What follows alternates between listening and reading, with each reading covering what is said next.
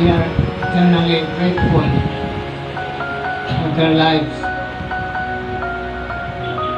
Dahil sa kanila, ganito po kami. Kaya sa araw na ito, sa oras na ito,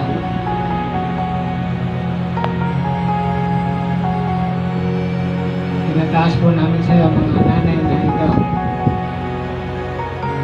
Dalangin namin na patuloy niyo po silang i-sustain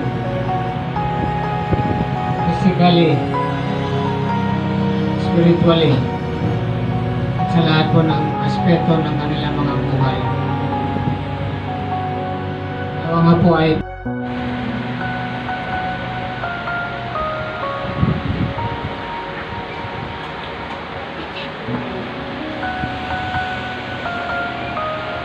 we are eternally grateful for their lives.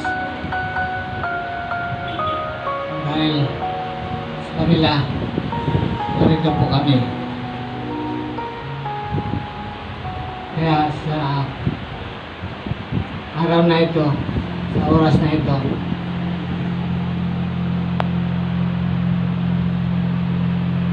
tinataas po namin sa iyo mga nanay na ito. Dalangin namin na patuloy niyo po silang i-sustain